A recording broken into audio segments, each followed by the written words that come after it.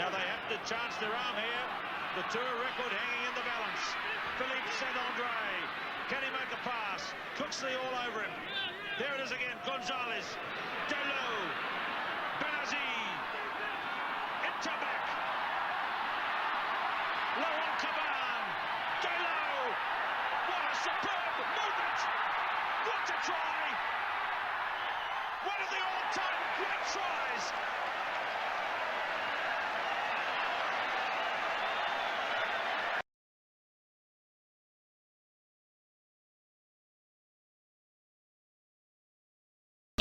Chers amis golfeurs, bonjour et bienvenue pour une nouvelle vidéo de 33 Golf Lab. Je me trouve aujourd'hui avec Olivier Brouzet, que je remercie d'avoir accepté de me consacrer un petit peu de temps. Avec grand plaisir. Parce que je sais que tu es très pris.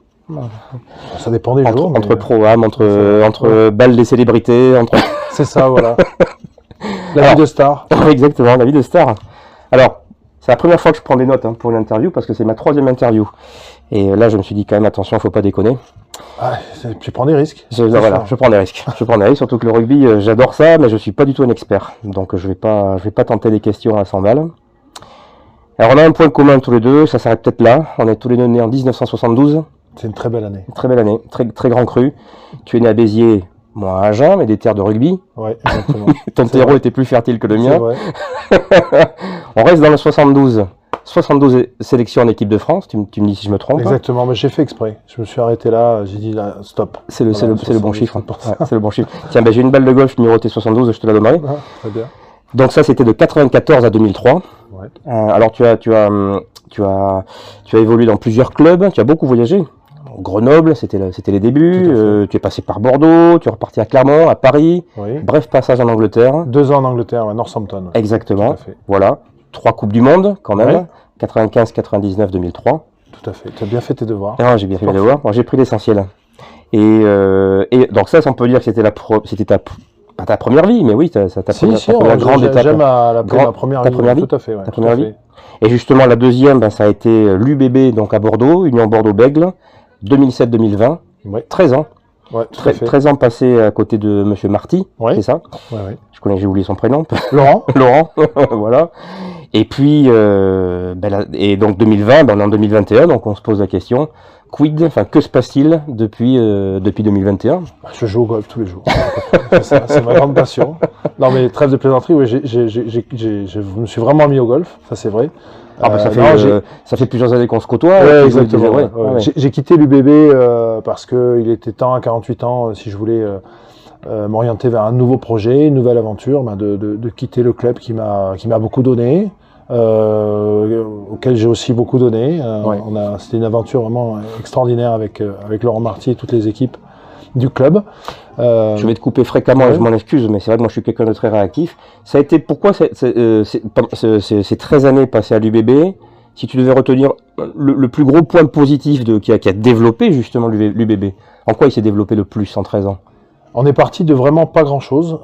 C'est un club qui vivotait, qui avait une très belle histoire. L'UBB a été créé en 2006. Alors c'est l'union entre le club de Bordeaux et celui de Bègles. Moi j'avais eu le grand honneur de jouer à Bègles. Et le club vivotait entre la Pro D2 et la Fédérale 1. Donc la seule solution pour que subsiste un club et le rugby de haut niveau à Bordeaux, c'était de faire cette union, parce que financièrement, les deux clubs n'y arrivaient pas. D'accord, et puis en plus c'était des guéguerres, j'imagine, peut-être inutiles. Oui, mais finalement, les personnes les plus importantes ont réussi à s'entendre en faisant fi des courants antagonistes, et ils ont réussi à monter ce projet. Laurent Marty est arrivé l'année d'après, et j'ai eu le plaisir de le rencontrer, et il m'a proposé de l'accompagner. D'accord. Voilà, donc j'ai contribué à développer ce club. On était 4 au début, on recevait Blagnac devant 400 personnes à Moga, et puis on est maintenant la plus forte affluence d'Europe, et on vient on a perdu l'année dernière en demi-finale du top 14, donc c'est une belle évolution. On a eu la chance aussi d'avoir un bel outil qui est Chaban-Delmas, qui est arrivé finalement assez vite dans notre histoire, dès 2015, qui nous a permis de développer la billetterie, de développer l'offre des partenaires, et puis de pouvoir augmenter un peu notre budget, même si Laurent en a mis beaucoup de sa poche. Voilà, et c'est une fierté d'avoir pu contribuer à faire ce qu'est le club aujourd'hui. Donc tu es parti en 2020 en te disant c'est bon là, ils sont sur les bons rails. Hein. C'est ce que j'ai dit au président. J'ai dit que je pense que c'était la fin d'un cycle, que j'avais fait le tour et que c'est vrai qu'au bout d'un moment, alors j'étais plus en charge donc du développement, la gestion des infrastructures et globalement l'organisation des matchs. Et au bout d'un moment, on organise toujours un peu les mêmes matchs. C'est sûr, voilà, un peu répétitif. C'est un peu répétitif. Et puis des opportunités. Il y a un an et demi avant ma décision, je l'ai dit au président, et il y a des opportunités se sont posées à moi et j'ai décidé de plonger dedans. D'accord. Voilà. Et là, tu te lances dans une carrière de businessman apparemment. Oui, enfin, alors, ça peut paraître incohérent pour beaucoup de personnes. Non, d'ouvrir des restaurants. Pendant une pandémie. Quand tu me l'as dit en plein Covid, je me suis dit bon, avec le pass sanitaire. Donc on va ouvrir rapidement 2 établissements, un en octobre à Bouliac, oui, Florac, Bouliac, et puis à Villeneuve-d'Ornon l'année prochaine en 2022. D'accord. Donc plus précisément une cervoiserie. Une cervoiserie sur le premier projet, qui est une franchise qui commence à se faire un nom et qui est tournée autour de la convivialité, de la bière bien évidemment, mais du partage aussi. Donc on a un bel établissement qui va s'ouvrir, qu'on a bien équipé. Et puis l'année prochaine, c'est un projet un peu plus ambitieux, puisque là on va être le premier établissement hors du Canada d'une franchise de sports bar. Oui, c'est de ça dont tu m'avais parlé. Ouais. Exactement, ce qui n'existe pas beaucoup en France. Ça s'appelle La Cage. Il y en a 50 au Québec et au Canada. Ok. Et on va ouvrir le premier établissement en dehors du Canada. Alors c'est quoi le concept? C'est des écrans géants? Exactement, le concept c'est... Tout sport confondu? Baseball, rugby, oui, tout à fait. Et puis le handball, le basketball, et puis tout le golf. Tout le sport, bien évidemment. Mais on sera à côté du golf du golf de oui, bien sûr, donc il y aura une proximité aussi. Il y aura sûrement des choses à faire avec eux. Mais c'est le credo, c'est bière, bouffe et sport. Très bien. Voilà. Ouais. Donc c'est assez classique, ça plaît à tout le monde. Oui, c'est une belle brasserie familiale avec effectivement 2 très très grands écrans à l'intérieur. D'accord. 2 ambiances différentes aussi.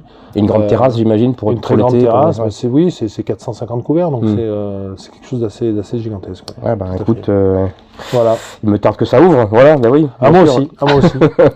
La Cage, ça va s'appeler aussi. Hein. Ça s'appelle La Cage, okay. Oui, tout à fait. Ok, très bien. Bon, tant que c'est pas la cage aux folles, ça va. Ça va. Il y aura un peu de folie, c'est certain. Mais... Je rigole. Je peux m'empêcher de penser à ce film. Oui. Alors, je reviens. Quand même, moi, même si je te l'ai dit, j'adore le rugby, mais je suis pas du tout un expert, mais j'aimerais revenir un peu sur ta première vie de rugbyman, avec tous ces souvenirs qui, j'imagine, sont là à tout jamais. 2 questions comme ça, parce que je me suis posé je me dis, bon, qu'est-ce que je vais lui poser? Mais franchement, les 2 questions que moi j'ai envie de te poser, la première, voilà, qui n'a aucun sens chronologique ni quoi que ce soit. Encore que, sur toutes ces années de passer à jouer en équipe, que ce soit en équipe de France ou ailleurs, avec les Barbarians, tu as joué aussi, hein, je veux dire, quel est ton plus beau souvenir, d'une, et 2, y a-t-il un joueur qui vraiment t'a marqué tu t'es dit, celui-là quand même, il a quelque chose, quoi, voilà. Des souvenirs, j'en ai plein. Le seul regret que j'ai, enfin j'en ai quelques-uns, mais le regret que j'ai, c'est de pas forcément, notamment en équipe de France, avoir pris la dimension des moments qu'on vivait. Quand on a la chance, comme moi, d'avoir joué pendant 10 ans de manière très régulière, on a tendance à pas à banaliser, mais ça devient notre routine. En fait, on joue tous les week-ends, un week-end sur 2 devant 80 000 spectateurs dans le tour à destination. La Coupe du Monde, c'est pareil. Et on profite pas forcément du moment présent parce qu'on est concentré sur l'objectif. Ça peut être un regret. Après, des souvenirs, il y en a plein. La demi-finale de Coupe du Monde en 99, évidemment. Ma première sélection, j'avais 21 ans en Écosse avec l'équipe de France. Et puis en club, il y a eu quelques finales. Alors j'ai un record qui est quand même assez singulier. C'est que j'ai perdu toutes les finales qui existent. Voilà, le chat noir, il est là. Tu peux en nommer une, je les ai toutes perdues. Le championnat de France, Coupe d'Europe, mais je voulais pas le dire, ça. J'ai été 2 fois champion du monde universitaire. Bon. Ce qui montre quand même un certain niveau intellectuel, évidemment, parce que j'ai suivi quelques études avant de me lancer complètement dans le rugby. Mais bon, oui, oui, des bons souvenirs là, mais le problème c'est qu'on est vraiment plongé dans notre quotidien, on s'entraîne beaucoup. Tu repenses souvent à la finale contre l'Australie Non, pas forcément, je crois qu'on l'a très mal préparé, et puis c'est un peu de notre faute. Et pourtant on manquait pas de leader à cette époque, mais je crois qu'on s'est laissé bercer par cette demi-finale, Et tout, on n'a pas mesuré ce que c'est le nombre de chocs, notamment en France, qu'avait provoqué notre victoire contre les Blacks. Ah bah. Et on s'est laissé flotter toute la semaine. L'encadrement et la fédération nous ont pas aidés non plus. En gros, ils vous ont dit, c'était porte ouverte. Profitez-en, quoi. Non, c'était porte ouverte. C'est les amis, les journalistes, tout le monde dans l'hôtel, etc. Donc on s'est pas vraiment focalisé sur. Je me souviens pas qu'on ait fait un gros travail de préparation, de focus sur l'Australie, en disant j'en ai pas de souvenir. Bon, donc c'est dommage, c'est une occasion manquée. Oui, vraiment. Voilà. Il y a peut-être un regret, c'est celui-là. C'est celui-là. Pas bien préparé ce match. Et il y a un joueur qui t'a étonné par son talent, sa créativité. Alors j'ai jamais eu d'idole parce que je suis pas fan. Je suis pas un fanatique de rugby non plus. Je suis pas fan de rugby, je regarde pas les matchs. Je regardais pas les matchs quand j'étais petit, j'étais pas scotché, j'avais pas mon album Panini. Parce que j'estimais qu'il y avait autre chose et j'estime toujours qu'il y a autre chose à faire. Qu'il y a autre chose dans la vie, bien sûr. Dans la vie que le rugby. Quand c'est 30 ans de ma vie, encore plus maintenant, on peut s'ouvrir à plein d'autres choses. Je suis d'accord. Au golf, pourquoi pas. Ouais. Mais alors pendant un match, il n'y a pas un joueur que tu te dis, putain, celui-là quand même. Non, non, j'ai vu des très bons joueurs. Martin Johnson notamment, le capitaine anglais. C'est pile poil ma génération. Fabien Pelouche chez moi, de notre côté. Après non, je suis pas contemplatif quoi. Je suis dans l'action. Je me suis jamais dit voilà, celui-là on peut pas le renverser parce que j'estime que à juste titre, je pense que le rugby est un sport éminemment collectif. Bien sûr. Comme l'est le handball, comme peut l'être le basketball, comme l'est pas le football par exemple, qui est loin d'être un sport collectif pour moi. C'est un sport je suis individuel qu'on pratique à 11 sur un terrain. Au rugby, on n'est rien sans l'autre et on est obligé de compter sur les autres, on est obligé de se sacrifier pour les autres. Sinon, ça ne fonctionne pas et personne marque. Voilà. Et ça se voit comme l'agneau au milieu du fil. Le mec qui triche sur un terrain, c'est pas possible. Avec les règles, avec ce collectif, avec cette obligation de servir l'autre, voilà, on peut pas tricher. Belle phrase. Belle phrase. Ouais.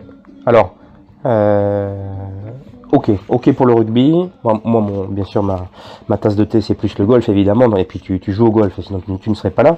Donc on va parler de golf. Même si on peut faire la première question, ça va être un parallèle un petit peu, enfin pas un parallèle, mais une espèce de faire un pont avec le rugby et le golf. Donc toi qui quand même qui baigne, on peut le dire, dans ce que je pourrais appeler le sport de haut niveau. Alors, il y a toi, puis il y a ton père, et puis il y a ta femme, et puis il y a ton fils, Hugo, etc. Bon. Bref, le sport de haut niveau, tu sais ce que c'est. Hein. Bon. Que t'inspire la phrase ou quand tu entends quelqu'un qui dit que le golf, c'est pas un sport? Est-ce que tu l'as pensé au début? Non, je l'ai pas pensé. Quand tu vois ça à la télé, je l'ai pas pensé comme ça. Ouais. Et pour tout te dire, je suis un adepte des 9 trous. Et je suis pas un adepte des 18 trous parce que je trouve ça très difficile. Même en ayant, alors bon maintenant j'ai bientôt 50 balais, mais même en étant préparé physiquement, pour garder un niveau de concentration et un niveau de justesse et avoir la capacité à bien réfléchir ses coups, à choisir les bons, à ne pas tomber dans la facilité, c'est vraiment très difficile. Et moi j'y arrive pas. Actuellement j'y arrive pas. J'ai toujours un déclin sur les 18 trous. C'est un manque d'endurance, hein, tout simplement. Donc non, c'est un véritable sport. Et puis on voit maintenant beaucoup de bons golfeurs sont des athlètes qui se préparent comme des athlètes. Ça c'est évident. Ce qui fait que ça place la barre de plus en plus haut. Mais voilà, ils font de la préparation physique. Alors évidemment, maintenant sur le PGA, on rallonge les trous parce que les mecs sont de plus en plus solides sur les distances. C'est un sport un peu différent, mais d'autres réussissent aussi en ayant des distances raisonnables et moyennes. Mais en étant meilleur sur le petit jeu ou sur les approches. Mais alors justement, si on le sait, enfin, il y a quand même, on parlait de Benazi tout à l'heure. Enfin, moi, je connais quelques rugbymen qui jouent au golf. Pourquoi ils aiment le golf, tous ces footballeurs, rugbymen, anciens de haut niveau? Il y a certains joueurs, notamment, je pense à des postes, et j'ai plein d'exemples de numéro 10 qui sont très bons. Numéro 10 buteurs, qui sont très bons golf. Ouais, parce qu'ils savent manier les effets. Exactement, parce que ils ont l'habitude de ce genre de concentration, se concentrer sur une trajectoire, sur une balle, sur un toucher, sur une. Je pense à Simon Mannix qui avait joué avec les Blacks, qui doit être -2. Il y en a plein comme ça.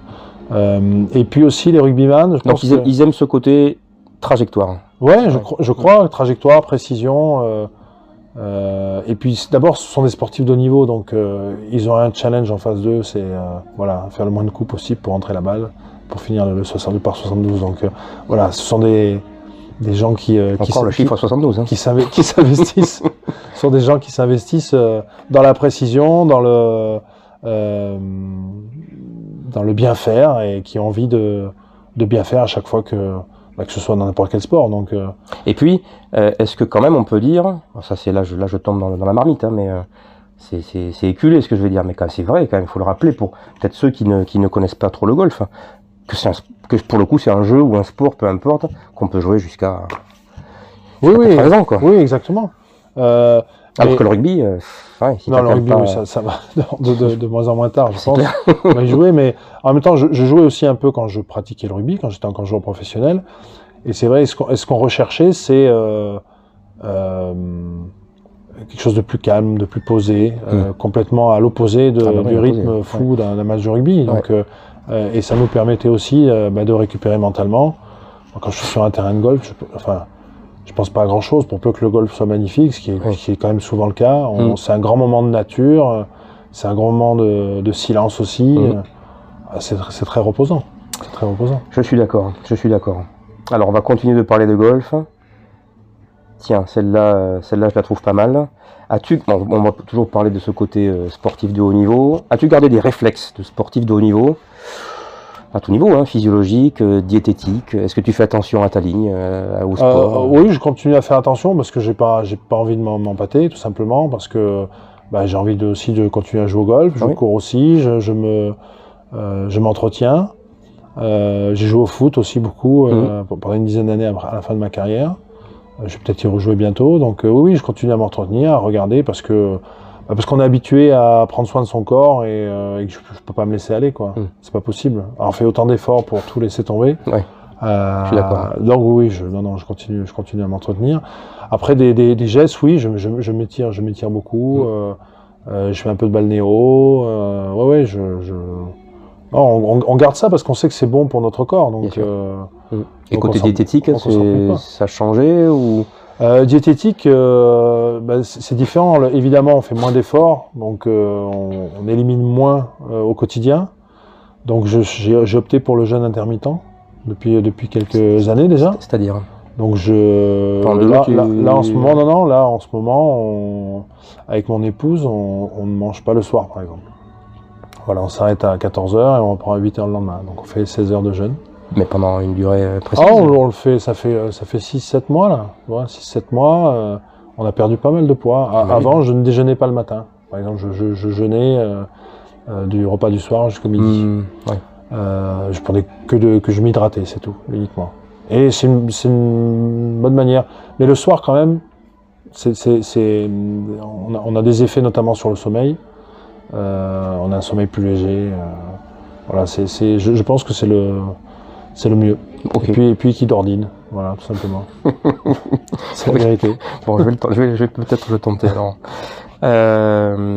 Toujours le golf. Hein. De toute façon, on ne va plus parler que de golf. Hein. Je ne le sais même pas, je crois que ça fait 5 ou 6 ans qu'on se connaît, mais j'imagine que tu avais débuté le golf bien avant. Quel a été ton déclic alors pour jouer au golf? Qui t'a donné envie de jouer au golf? C'est un de mes meilleurs amis, qui est une société d'événementiel à Paris qui s'appelle Event Team.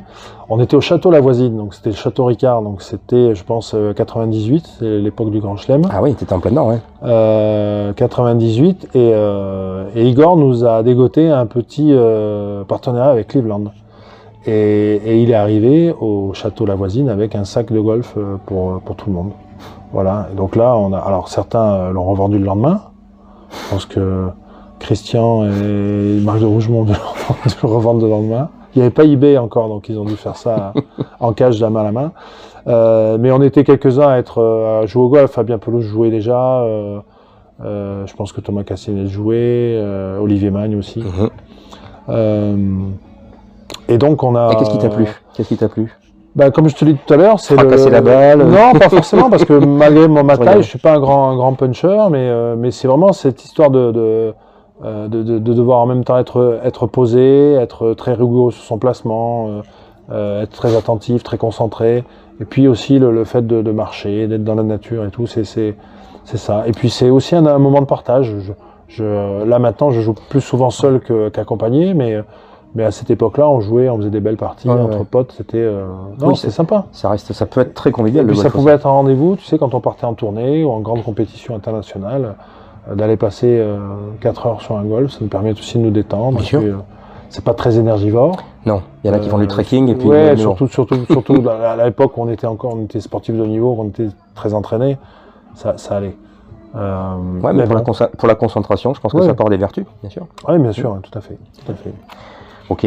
Donc ça fait longtemps que j'essaye de jouer au golf. Alors, moi je te connais parce que tu t'es venu me voir il y a quelques années pour tes clubs. On va parler de tes clubs un petit peu, qui sont particuliers. Hein. Ouais, clairement, par rapport à ton gabarit, évidemment, on pouvait faire que des clubs un peu particuliers. Tu peux nous parler brièvement de tes clubs Bah écoute, je suis tombé dans la De Chamboumania il y a quelques mois, et je t'en avais parlé, et donc j'ai acheté des clubs des One Lens de chez Tom Wichon. Tom Wichon, voilà, exactement, que tu pratiques, tu pratiques toi. On en avait parlé ensemble, donc j'ai acheté ces clubs et puis tu me les as fités, tu me les as mis. Ils sont uniques parce que ils sont tous à taille de fer 5. Voilà, c'est ça. Ce qui est quand même, c'est unique, hein, parce qu'on passe même de Chambaud, c'est fer 6 et c'est déjà très long. Et fer 5, t'es bien, du pitch au fer 5 justement, t'as toujours les mêmes clubs. Exactement, avec cette particularité du grip. On a pris les nouveaux grips. Voilà, les Jumbo Max. Voilà, exactement. On les a pas là, c'est dommage, mais c'est effectivement des très gros grips. Que je suis en train d'appréhender petit à petit. Mais c'est plutôt agréable au toucher, et puis la sensation est plutôt bonne. Ah oui, de toute façon, tu me l'as dit, c'est pas, je trouve pas ça gros, donc oui. Ah non, puis ça demande quand même un certain apprentissage, mais voilà. Donc là, j'ai enfin trouvé, je crois, mes clubs. Je vais pouvoir travailler. Et puis cette idée d'avoir le même swing, je trouve ça plutôt, à mon niveau, je trouve ça plutôt bien, plutôt facile. Alors toujours le même swing du fer 5 au sandwich. Au sandwich. Ouais. Et puis un driver, une Big Bertha, je crois que c'est ça. Qui est rallongé. Voilà, tu m'as rallongé, voilà, exactement. Un putter rallongé. Un beau putter rallongé que j'ai pas encore trop joué, mais bon, la première sortie était plutôt positive. Plutôt positive, ouais. Voilà. Le but du jeu aussi, c'est que tu sois bien en posture, quoi, bien sûr. Oui. Celui-ci, c'est un putter qui fait 37 pouces, c'est très rare. Hein. Je peux te le dire. Ouais, mais enfin, en tout cas, il impressionne les gens. Bon. Déjà, c'est une masse. Avant de marquer, il impressionne les gens. Mais non, je suis plutôt à l'aise. Même si, c'est vrai qu'avec ma taille, ça peut interpeller qu'on prenne des clubs qui sont, des one lens, mais. Non, moi, ça m'a pas du tout interpellé. Voilà. Mais moi, ça me convient, en tout cas. Bon, voilà. Impeccable. Ça me convient. Impeccable. Est-ce que tu as un coup préféré? Une approche, un putt, un drive, un coup de fer 7. Alors le drive, tu m'as appris à driver il y a 3 semaines, donc je peux pas te dire que c'est encore mon coup préféré. Non mais tu m'as quand même bien, bien orienté. J'ai essayé de t'orienter. Et figure-toi que ça marche. C'est vrai que ça marche. Ouais, je suis assez content. Bon. Ouais, c'est très bien. C'est de la géométrie, hein. C'est de la géométrie. Ouais. Non, après c'est, j'en ai plusieurs de coups j'aime. Alors. Le coup évidemment, mais ça c'est parce que je suis pas un grand golfeur, mais je m'imagine toujours qu'on est obligé de prendre les greens en régulation. Donc le coup que j'aime bien, c'est la régulation, c'est le deuxième coup. Et choper les greens. Après, quand tu regardes les stats des très très grands joueurs, ils chopent pas tous les greens en régulation. Non. Et c'est la fausse image que j'ai. Je me dis, les mecs vont green, et puis après c'est le petit jeu. Mais non, ils peuvent se tromper. Alors que moi, je suis très exigeant. Il faut absolument que j'aille en régulation. Ce qui est stupide et ce qui est surtout pas de mon niveau. Puis après, le petit jeu, c'est toujours, on dit que c'est le plus important. Oui, effectivement, c'est toujours très agréable d'essayer de donner des effets pour se rapprocher du mât. Tu as conscience que le golf, c'est, là, j'ouvre une porte, hein, mais c'est pour ça que moi j'aime ce jeu, c'est que j'ai l'impression que je continue d'apprendre des choses, que c'est sans fin. Oui, sans fin. Oui. Ouais. Oui, enfin, on est tellement perfectible. Sur beaucoup de choses, si ce n'est la gestuelle, après c'est appréhender, apprivoiser les parcours, la stratégie, exactement. Et même moi des fois ça me fait peur parce que je me dis Arnaud, t'arriveras jamais à tout avoir, quoi. Et voilà, c'est peut-être le travers dans lequel tombent beaucoup d'amateurs, c'est qu'ils veulent tout avoir et c'est dur de tout avoir, surtout quand on a une vie professionnelle et familiale. Exactement, enfin il faut pas oublier que je sais pas combien de balles les pros tapent par jour, mais c'est sûrement 1 millier de balles. Et voilà, nous on n'a pas le temps de faire ça. Et non. Donc tu vois, j'ai pas encore pris le temps de me concentrer sur les pentes, le putting par exemple. Je le fais pas, je putte très vite. Toi, je regarde pas. Bon, je devrais aussi. Mais bon, l'essentiel pour moi, c'est de prendre du plaisir, de réussir quelques beaux coups, remplir quelques objectifs sur un parcours. La carte, c'est pas très important, c'est un peu frustrant de temps en temps, évidemment, de bousculer une carte pour un trou, pour un trip, parce qu'on a mal appréhendé. Tu me disais que tu n'as pas vraiment d'objectif d'index ou quoi que ce soit, c'est pas ça qui te Non, fait... moi, mon objectif, c'est de prendre du plaisir et de réussir des coups. Voilà, tout simplement. Tu vois, l'objectif, c'est d'être bogué tout le temps. Tu vois, déjà, c'est bien. Ouais. Et puis après, il peut se passer plein de choses.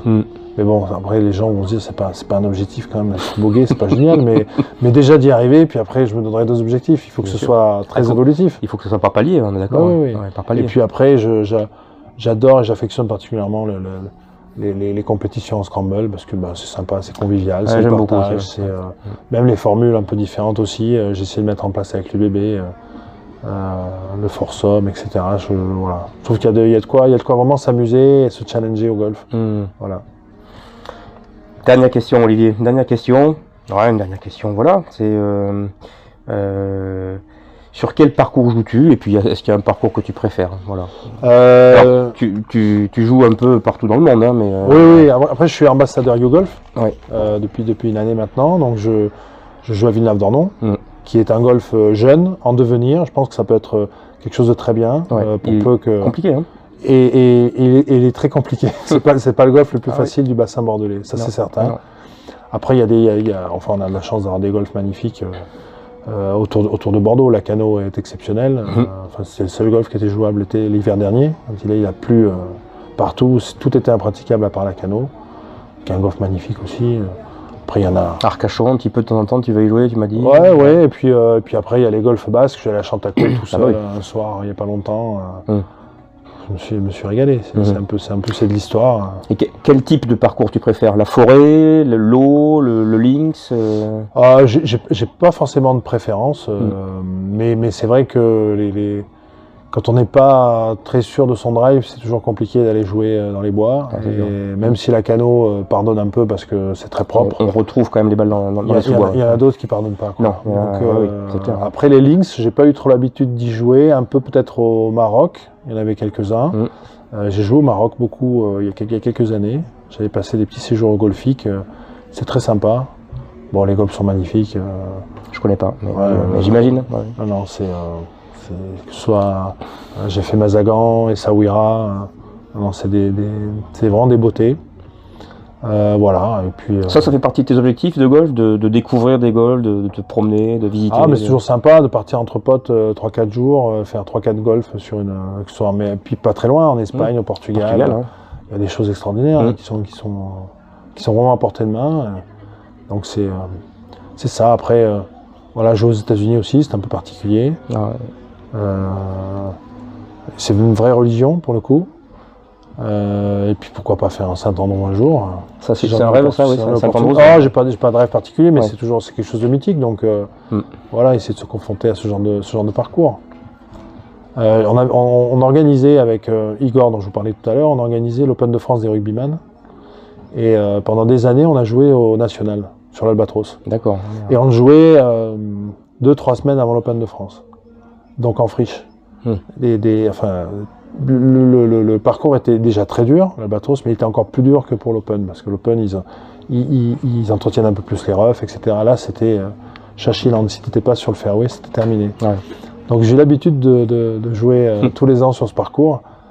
Et là, on perdait 30 balles par Mais tu vois, c'est un très très beau parcours.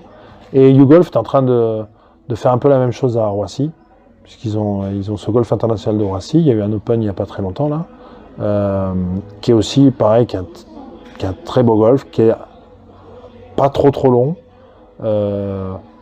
qui est pas très très dur, mais qui est vraiment sympa à jouer. D'accord. Ok. Ouais. Ok Olivier.